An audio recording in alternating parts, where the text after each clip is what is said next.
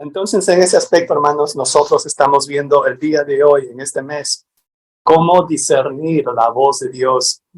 Y precisamente, ¿verdad? Discernir la voz de Dios. La voz de Dios. La pregunta es, ¿Dios habla? Sí, Dios habla. Por supuesto que sí, ¿verdad? Dios habla. Como dice en Hebreos capítulo 1, y empezando solamente en el versículo 1, dice, Dios habiendo hablado de muchas maneras. Ahora en estos días, dice el libro de Hebreos, nos ha hablado por el Hijo, a quien constituyó heredero de todo y por quienes asimismo hizo el universo. A una vez a un señor le preguntaron, ¿cómo suena la voz de Dios? Si Dios tiene voz, ¿cómo es que suena la voz de Dios? Entonces este señor responde en modo de broma. Dice, a menudo he descubierto que la voz de Dios se parece mucho a la de mi esposa. Y puede ser cierto, no creo, ¿verdad? Pero Dios habla de diversas maneras, hermanos. Dios habla hoy también, ¿verdad? De muchas maneras. A veces, hermanos, Dios habla de manera muy espectacular, de las cuales nosotros menos aún la esperamos, pero Dios también habla de maneras ordinarias, de maneras también que a veces habla a través de personas. Dios habla a través de nuestras situaciones que nosotros podemos estar pasando en estos momentos. Así Dios habló en el pasado a través de una zarza ardiente. Si Dios habló en el pasado a través de un burro que habla, a través de sus profetas, ¿cómo Dios también no va a hablar en el día de hoy? Y la diferencia, hermano, es que nosotros, en un mundo que está plagado de muchas voces, en nuestra cultura, en nuestro mundo, plagado de muchas voces, el estudio que nosotros estamos aprendiendo en este tiempo es que nosotros diferenciemos la voz del mundo con respecto a la voz de Dios. En este estudio, hermanos, nosotros vamos a hacer 6 preguntas. La primera pregunta la vimos en la sesión anterior. La voz de Dios, ¿esa voz de Dios está de acuerdo con la Biblia? Lo que vamos a ver en el día de hoy, esa voz de Dios que usted está escuchando, esa voz de Dios le trae convicción. El día de hoy, hermanos, nosotros vamos a ver el libro de los Hechos, específicamente una porción del capítulo 2. Lo que podemos aprender aquí en este pasaje es que Dios generalmente nos habla acerca de sus preocupaciones y de sus prioridades y nos invita a Él. Ahora que nosotros somos sus hijos, nos invita a que nosotros nos unamos a su obra. La principal preocupación de Dios por las personas es que tengan una relación correcta con Él. En esta sesión, nuestra meta debe ser el aprender que una característica distintiva de la voz de Dios es que sus palabras siempre esperan una respuesta por parte de quien la oye. No podemos permanecer indiferentes ante la voz de Dios. Su palabra nunca vuelve a Él vacía. El trabajo del Espíritu Santo en este caso es convencer o convictar, si esa palabra en español existiera, y atraer a la gente a Jesús. Y a nosotros que somos ahora sus seguidores, Dios nos invita, nos extiende la invitación a que nosotros nos unamos a su obra. Señor bendito, te damos las gracias, Señor, por este día, Padre amado. Gracias, Señor, por levantarnos un día más de vida, Señor. Gracias, mi Señor, por esta gracia que tú tienes para con nosotros que somos tus hijos, Señor. Te damos las gracias, Señor, porque en tu palabra, Señor, podemos encontrar aliento, podemos encontrar entusiasmo, podemos encontrar motivación para seguir un día más, Señor. Padre amado, sabemos que nuestro Señor Jesucristo es nuestro Señor, nuestro Salvador. Él es el Mesías que tú prometiste a tu pueblo, Señor, y que nosotros ahora que somos gentiles, Padre amado, te damos las gracias, Señor, que también tú has extendido esta invitación, este perdón de pecados, no solamente al pueblo judío, sino también a nosotros, mi Señor, que también somos ovejas de tu prado. Gracias, Señor, por no dejarnos muertos en nuestros pecados. Gracias, Señor, porque ahora tú nos invitas, Padre amado, a que a través de tu Espíritu Santo nosotros continuemos y hagamos la obra en la cual tú nos invitas a que participemos de ella. Padre Santo, gracias, mi Señor, por convencernos, mi Señor, de nuestros pecados y por darnos la oportunidad del perdón de pecados, mi Señor, y vivir una nueva vida, mi Señor, como hijos tuyos, Padre amado. Te damos las gracias, mi Señor, porque tú nos das la verdad y la verdad está en tu palabra, en la Biblia, Señor. Ayúdanos, mi Señor, a entenderla, mi Señor, y en cada momento, mi Señor, que nosotros participemos de tu obra, no nos desalentemos, mi Señor, si la respuesta no es la que nosotros esperamos, pero para ti, mi Señor, tenemos la promesa, Señor, de que tu palabra nunca llega o regresa vacía a ti, mi Señor. Tu obra, mi Señor, tu soberanía, mi Señor, y tu conocimiento previo de las cosas tú has destinado para todo, mi Señor, para tu obra santa. Te pedimos, mi Señor, que nuestro Espíritu Santo, casi como cantamos, mi Señor, que se pasea entre nosotros. Nosotros le damos la bienvenida al Espíritu Santo, Señor, y bienvenido seas, Espíritu Santo, en este lugar, y ilumínanos, Señor, con tu palabra santa. Te lo pedimos, Padre amado, en el nombre de Jesucristo, nuestro Señor, nuestro Mesías y nuestro Salvador. Amén. Amén. Hermanos, ¿qué les parece si vamos al libro de los Hechos, capítulo 2, y vayamos del versículo 32 al 36? Pedro se dirigió a ellos como varones israelitas, dice, ¿verdad? El versículo 22.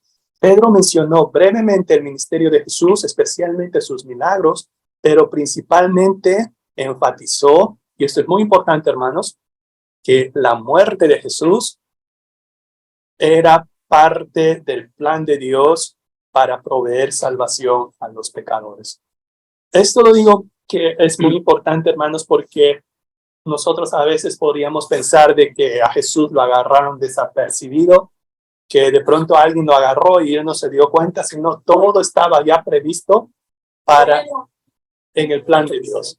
Ahora, en el versículo 32, Pedro anunciaba que Dios había resucitado a este Jesús. ¿A cuál Jesús? A Jesús Nazareno, varón aprobado por Dios entre vosotros con las maravillas, prodigios y señales que Dios hizo entre vosotros, pero por medio de él. Eso dice el versículo 22. A ese Jesucristo, ¿verdad? Jesús de Nazaret. Dice, de lo cual nosotros somos testigos. Él se refería, ¿verdad?, a que él, Pedro y los 10 discípulos o los 10 apóstoles que quedaban, ellos eran testigos ahora. Versículos 33 al 35 habla acerca de unas cosas que Pedro había hablado. Primero explicó que Jesús había sido exaltado por la diestra de Dios. Pedro también notó la relación del Espíritu Santo con relación al Salvador resucitado. Y Pedro también citó el Salmos 110, versículo 1, ¿verdad? Jehová dijo a mi Señor, siéntate a mi diestra hasta que ponga tus enemigos por estrado de tus pies. Aquí es en este salmo, es cómo se demuestra que Jesús es el Señor. Y esto también vamos a terminar aquí con esta pregunta. El versículo 36 es un versículo muy importante, hermanos, para nuestra fe. ¿Por qué, hermanos? Porque aquí Pedro concluyó su sermón con un llamado para que la audiencia reconociera a Jesús.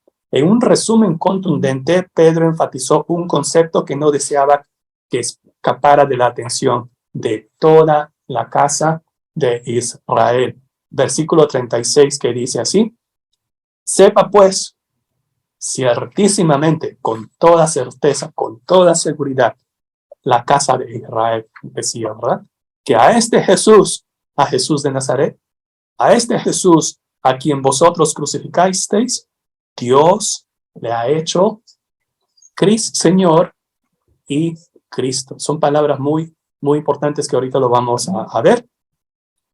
Quizás Pedro aquí en el griego original, él dijo que a este Jesús que Dios le hizo Señor y Cristo, a ese ustedes han crucificado. Así terminó ese versículo 36 en el griego original. ¿Por qué? Porque él tenía la intención de que la gente sintiera el peso de esa declaración y la responsabilidad de sus actos. Ellos habían sido realmente responsables de la muerte de Jesús. Ahora la pregunta para nosotros sería, ¿qué significa que Jesús es el Señor y es el Cristo?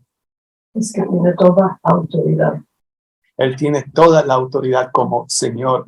Y nótese en su Biblia, dice Señor con mayúscula. Señor indica a alguien que tiene autoridad. A alguien que tiene autoridad. Un amo que a uno se tiene que someter. Eso es verdad. Ya que como dice el versículo 32, o 33, Dios lo ha exaltado a su diestra. Eso es lo que dice aquí el versículo 33. Decir que Jesús es el Señor se convirtió en una forma de declarar la deidad o la divinidad de Jesús. Más tarde, en la casa de Cornelio, el centurión romano, ¿verdad?, que pidió que Pedro le visitara a su casa, en ese día, en Hechos capítulo 10, Pedro declaró que Jesús es Señor de todos, no solamente de los judíos, sino que Jesús es Señor de todos. El señorío de Jesús está vinculada a su resurrección en Romanos 10:9, que es un pasaje que nosotros lo conocemos, que dice que si confesares con tu boca que Jesús es el Señor y creyeres en tu corazón que Dios le levantó de los muertos, serás salvo. Su declaración de señorío está vinculado a la resurrección. La declaración de Jesús de que Él es Señor significa que Jesús es Dios y Él tiene toda autoridad, tanto en el cielo y en la tierra. Toda potestad, todo poder, dice Jesús, me es dada en el cielo y en la tierra. Al decir Jesús es el Señor, nos comprometemos a obedecerle. Jesús mismo les dice a estas personas, ¿por qué me llamáis Señor, Señor, y no hacéis lo que yo digo? En Lucas 6:46. Y por último, hermanos, una persona que dice que Jesús es el Señor, no es solamente para repetir una palabra mágica, ¿verdad? No es un abracadabra. Nada de eso, hermanos. Cuando usted declara que Jesús es el Señor, eso lo hace usted con un pleno entendimiento de lo que eso significa. ¿Y por qué? Porque usted ha sido iluminado divinamente por el Espíritu Santo. En 1 de Corintios, capítulo 12, versículo 3, el apóstol Pablo nos dice, por tanto, os hago saber que nadie que hable por el Espíritu de Dios llama anatema a Jesús. Y nadie puede llamar a Jesús Señor, sino por el Espíritu Santo. El Espíritu Santo nos convence y nos guía para nosotros declarar con nuestra boca que Jesús es el Señor y para que con nuestras acciones, y no solamente con nuestras intenciones, para que con nuestras acciones nosotros le obedezcamos y declaremos que Jesús es el Señor. Y después también la palabra Mesías, Cristos, es la palabra en griego que se utiliza para referirse al Mesías, al ungido, ¿verdad? Eso es lo que quiere decir. Una señal reveladora de que una palabra viene de Dios es la centralidad de Jesús. Continuemos ahora con los versículos 37 al 38. Esta parte, hermanos, aquí que la obra de Cristo, lo que nuestro Señor Jesucristo hizo en la cruz, exige una respuesta de nuestra parte, de quien escuchamos la palabra del Señor. Una característica distintiva de la voz de Dios, en la cual nosotros discernimos su voz, diferenciamos entre la voz de la mentira y la voz de la verdad, es que sus palabras siempre esperan una respuesta. No podemos permanecer indiferentes al mensaje de la palabra del Señor. Su palabra no vuelve a él vacía. Isaías 55:11, este versículo, si lo sabemos, que dice así, así será mi palabra que sale de mi boca. No volverá a mí vacía, sino que hará lo que yo quiero y será prosperada en aquello para que la envíe. Cuando Pedro aquí predicó a la multitud, el Espíritu Santo afirmó sus palabras a los que las escuchaban, y como resultado se compungieron de corazón. Podríamos decir algo como se sintieron profundamente conmovidos.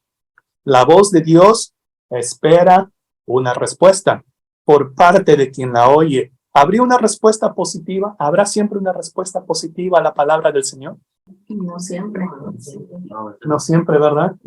A veces nosotros podemos sentirnos descorazonados o desilusionados de que cuando nosotros estamos entusiasmados de llevar el mensaje a alguien que no conoce del amor de Dios que Él tiene para nosotros, vemos una respuesta indiferente, vemos una respuesta de que hasta con rechazo. No nos sintamos descorazonados, hermanos, porque su palabra nunca llega, regresa vacía. El Señor está trabajando en esa persona. El trabajo del Espíritu Santo es convencer y atraer a la gente a Jesús. Nuestro trabajo no es ganar almas al Señor. A veces, hermanos, escuchamos ese término, estaríamos quitándole ese poder, esa responsabilidad, esa prerrogativa al Espíritu Santo. Ese no es nuestro trabajo, ¿sí? Ese es el rol del Espíritu Santo. Nuestro trabajo es permitir ser llenos del Espíritu Santo y unirnos a su obra y dejar los resultados a manos de Él. Y es importante notar que Jesucristo vino al mundo para el perdón de pecados de toda la humanidad. El Espíritu Santo vino a su iglesia y Él no viene al mundo. Nuestro Señor Jesucristo lo dice. Dice así, ¿verdad? En Juan 14:17.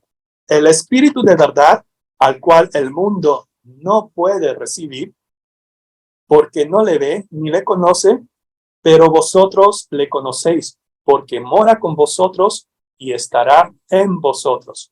Entonces aquí vemos, hermanos, que cuando el Espíritu Santo viene en Pentecostés, en este pasaje de Hechos 2, le dio poder a Pedro para predicar, y la predicación de la palabra trajo convicción a los que escucharon. Por eso que el versículo 37 termina diciendo, varones hermanos, ¿qué haremos? Es un acto de desesperación, es un acto de clamor, porque ellos habían sido compungidos en su corazón, habiendo dicho, ¿verdad?, de que recibieron ese mensaje de convicción, de que ellos, de alguna manera, directa o indirectamente, habían sido responsables de la muerte de Jesucristo. Aunque Lucas no mencionó el papel del Espíritu Santo en este contexto específico, todo el evento del día de Pentecostés estuvo inmerso en la presencia del Espíritu Santo. Y una de las funciones del Espíritu Santo es convencer al mundo de pecado, de justicia y de juicio. Juan 16:8 nos dice, y cuando Él venga, convencerá al mundo de pecado, de justicia y de juicio. Así que el pueblo de Dios entendió que debían actuar de inmediato en base a las palabras de Dios para ellos. Esto es, hermanos, a menudo una gran diferencia entre las palabras del adversario y las palabras de Dios. El adversario, el enemigo, tratará de hacerte sentir culpable, tratará de echarte la culpa y nunca te va a ofrecer soluciones para que encuentres la solución al problema. Dios, por otro lado, Él nos va a convencer de pecado. Él nos va a convencer de pecado y luego nos ofrecerá un remedio. Y este es el tema del estudio central. ¿Cómo discernir la voz de Dios? ¿Cómo diferenciar entre la voz de Dios y la voz del mundo o la voz del enemigo? Las palabras del enemigo conducen a la culpa. Las palabras del adversario nos conducen a la vergüenza. Las palabras de Dios, en cambio, nos conducen al arrepentimiento y a la vida. Entonces, en el versículo 38, Pedro respondió a la petición de la multitud, ¿qué era lo que debían hacer? Al mencionar, ¿verdad? Primero, necesitaban arrepentirse, ¿verdad? Necesitaban arrepentirse de sus pecados, y eso es lo que entendemos en los otros pasajes bíblicos. Debían ellos arrepentirse de sus pecados. Y la palabra arrepentirse significa cambiar completamente de dirección. Significa cambiar completamente de dirección. Admitir el error y aceptar la verdad. Y nosotros como seguidores de Cristo Jesús significa aceptar el punto de vista de Dios sobre el mundo, Jesús y uno mismo, y actuar en consecuencia de ello. Segundo, Pablo les dijo que se bautizaran. Nosotros entendemos que el bautismo es una señal exterior de una transformación interior. Significa que el bautismo identifica simbólicamente a una persona con la muerte, sepultura y resurrección de Jesús. Los que se arrepintieron recibieron dos cosas. Primero, recibieron el perdón de pecados, ¿verdad? Nosotros reconocemos que nuestros pecados son perdonados por Dios debido a lo que Jesús logró en la cruz a través de su muerte sacrificial. Segundo, aquellos que se arrepintieron de su pecado recibieron el don del Espíritu Santo. Así es, hermano. Recordemos, hermanos, hermanas, cuando nosotros recibimos el Espíritu Santo a través de nuestra fe en Cristo Jesús, ya estamos recibiendo el don del Espíritu Santo. El Espíritu Santo es el mismo don, ya es el don, ya es el regalo que estamos recibiendo. El Espíritu se revela a cada uno de nosotros para común provecho de los demás. El don espiritual que nosotros recibimos del Espíritu Santo no es para nosotros, así es, hermano. Es para el beneficio de la iglesia. Terminemos con los versículos 39 al 41, por favor. Cuando Pedro concluyó su sermón, ofreció una esperanza y aliento a quienes escucharon ese mensaje. Esa es una marca distintiva de la voz de Dios. El adversario, en cambio, él busca desanimarnos. Él busca llevarnos a un punto de pensar de que ya no hay solución a nuestra condición pecaminosa. La palabra de Dios no solamente trae convicción para arrepentimiento, sino que la palabra de Dios trae promesa. Más adelante en su ministerio, Pedro volvió a hablar de palabras de aliento acerca de las promesas de Dios. Segunda de Pedro 1:4 nos dice, por medio de las cuales nos ha dado preciosas y grandísimas promesas para que por ellas llegases a ser participante de la naturaleza divina. Pablo enfatizó el alcance de la promesa de salvación de Dios, que es para todos los que creen y confían cuando Dios les llama. ¿A quiénes estaba la promesa? Aquí dice, ¿verdad?, que estaba para ellos y para sus hijos. Así es, hermano. Y eso también es muy importante. Gracias, hermana, por mencionar. Porque, ¿qué significa para usted, verdad? A ver, ¿dónde estamos? ¿Qué significa que esa promesa es para aquellos que están lejos? ¿Qué puede significar? Que es para todos. Así es. Esto, ¿verdad? No, cuando dice para aquellos que están lejos, no es una condición de geografía, no es una condición de que aquellos que viven 20 millas de aquí, ¿verdad? Sino para aquellos, como dice en la traducción contemporánea, para los extranjeros, para aquellos que estaban lejos. Y esa también es una promesa, hermanos, para nosotros. La promesa de la salvación no es solamente eran para los judíos y para sus hijos, sino también es para nosotros. Y eso también es algo también que nosotros debemos aprender, que la salvación se ofrece también a los gentiles. La oferta de salvación de Jesús siempre tuvo la intención de ser ofrecida primero a quienes, a los judíos, y luego a nosotros, ¿sí? Y esto lo dice en Romanos 1:16, cuando Pablo dice, porque no me avergüenzo del evangelio, porque es poder de Dios para salvación a todo aquel que cree, al judío primeramente y también al griego. Las nuevas traducciones dicen al gentil. Ahora, hermanos, Pedro luego dice, ¿verdad? Instó al pueblo a salvarse de esta perversa generación. Dice el versículo 40, sed salvos. Es la necesidad fundamental de toda persona. La voz de Dios, hermanos, hermanas, requiere una respuesta. Y la respuesta no puede venir si no hay mensaje. Romanos 10:14. ¿Cómo pues invocarán a aquel que no han creído? ¿Y cómo creerán en aquel de quien no han oído? ¿Y cómo oirán sin haber quien les predique? Romanos 10:14. Ahora, hermanos, en el transcurso de unas cuantas horas, el versículo final, la iglesia naciente de Jerusalén había crecido de 120 y después de ese evento, el Señor añadía cada día a las iglesias los que habían de ser salvos, como 3,000 personas. Y cuando Pedro y Juan predicaron a un mendigo, 5,000 hombres, además de las mujeres, habrían venido para seguirle a Jesús. Eso está en Hechos 4:4. Como conclusión, hermanos, hermanas, Pedro fue guiado por el Espíritu Santo a dar un poderoso sermón acerca de Jesús y la salvación. La voz de Dios en este versículos que habíamos estudiado no se escuchó como un sonido audible, no fue algo natural, pero el testimonio de Pedro a través de su sermón fue indirectamente la voz de Dios.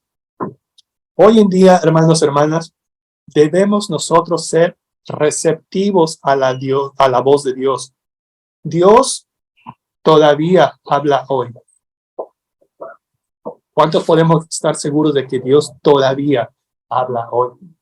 Todavía habla hoy, hermanos, hermanas. A veces Él puede hacer algo espectacular para llamar nuestra atención, pero más a menudo, con más frecuencia, Él nos habla a través de la inspiración y la iluminación del Espíritu Santo, a través de la exhortación de nuestros hermanos, a través del mensaje de nuestro pastor, a través de su palabra escrita, o también a través de las circunstancias de nuestra vida.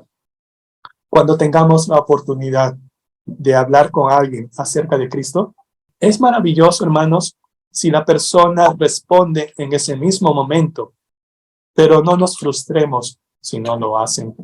No nos sintamos frustrados si no responden inmediatamente a la enseñanza acerca de Jesús. ¿Por qué, hermanos? Porque el Espíritu Santo está obrando en ese momento. Y Él es el que convence en su tiempo, no en el nuestro. No nos desalentemos, hermanos. La vida bajo el señorío de Cristo, cuando nosotros declaramos que nuestro Señor Jesús es el Señor y es el Cristo, no significa que la vida va a ser fácil. Y eso también, hermanos, el trabajo de nosotros de expandir el Evangelio no es fácil, pero le podemos pedir al Señor que trabaje a través de nosotros, mientras que nosotros le dejamos los resultados a Él. Nosotros no necesitamos convencer a nadie. Dejemos que Dios haga lo que Él y únicamente Él sabe hacer. Señor y Padre Celestial, te damos gracias, Señor, por este día. Gracias, Señor, porque nos has permitido abrir nuestros ojos a este nuevo día, Padre bendito. Nos ponemos en tus manos, Señor, cada una de las peticiones que tú conoces, Señor, que tenemos en nuestro corazón, nuestras peticiones especiales de cada uno de mis hermanos, Señor. Por aquellos, Señor, que no pueden estar con nosotros, sé con cada uno de ellos, Padre bendito, en sus familias, Señor. Nos ponemos en tus manos, Padre Santo, por la salud de cada uno de nuestros enfermos, de nuestra congregación, Señor. Nos ponemos en tus manos, Señor, que nos conoces, Señor. Tú seas conforme a tu voluntad, nos contestes conforme a tu voluntad siempre, Señor, y que nosotros también estemos, Señor, atentos a nuestro oído, a tu palabra, Señor, y que prepare nuestro corazón para el mensaje que va a ser expuesto enseguida, Señor. Que estés con nosotros y con cada una de nuestras familias aquí representadas. En el nombre de Jesús te lo pido, Señor, que así sea. Amén. Amén.